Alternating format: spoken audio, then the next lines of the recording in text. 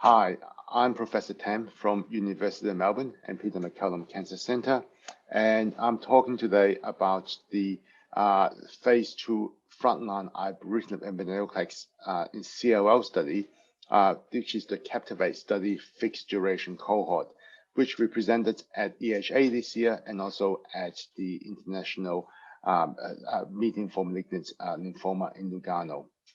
So we previously presented on this phase 2 study, which is combining ibrutinib and venetoclax in patients with frontline CLL, and the patients selected were patients under the age of 70. So these were patients who would otherwise be fit for FCR. Previously, we presented in a different cohort, one that we call the MRD cohort, where patients received this treatment, and then depending on their MRD results after 15 months of therapy, they were either randomized to placebo or ibrutinib single agent or ibrutinib plus venetoclax.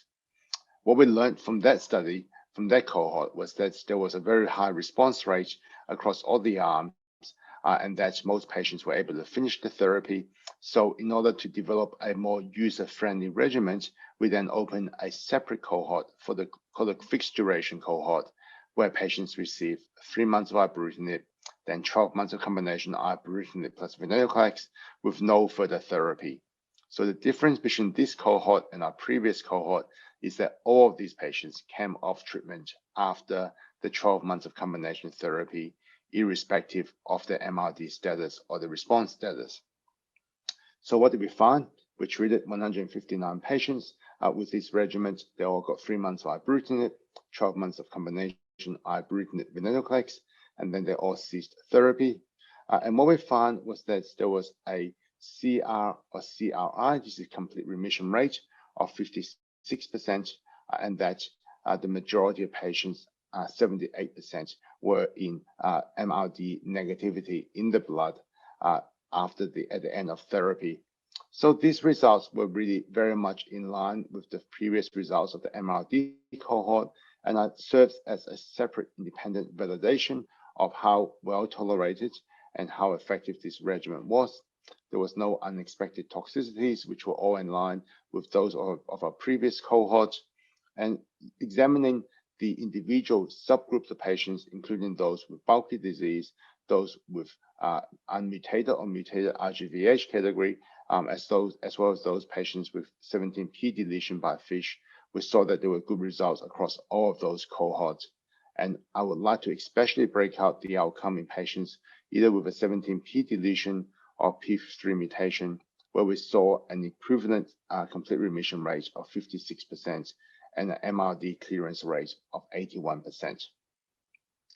So far, with moderate numbers of follow-up, we have a 2-year progression-free survival of 93% for this across this entire cohort, which is excellent. So what we concluded from this cohort, firstly, is that it is possible to give 15 months, this is 3 months of ibrutinib plus 12 months of combination, fixed duration therapy, and then to cease all the therapy and get a very good outcome with a progression-free survival of over 90% at 2 years. And I think this represents an advance upon our previous cohort, as it provides us with a user-friendly fixed duration regimen, which we can hopefully apply to all patients and has efficacy across all the subgroups of CLL, including those with poor prognostic factors, and therefore can be ultimately used in by practitioners out there who may not have access to high-level MRD testing and other things. So this is a fairly easy set and forget regimen.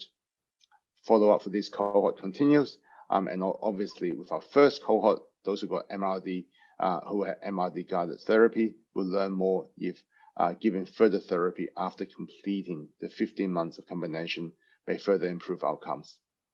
Thank you.